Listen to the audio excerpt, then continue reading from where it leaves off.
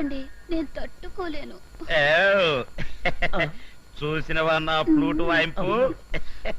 వామ్మో, లాభం లేదు. గౌడు గేదె లాంటి వీడి దగ్గర ఆ ఫ్లూట్ ఉండటం కంటే నిత్య పెళ్లి కొడుకు లాంటి నా దగ్గర ఉండటమే బెటర్.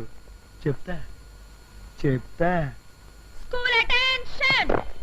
1 2 3 4 4 3 2 1 1 2 3 4.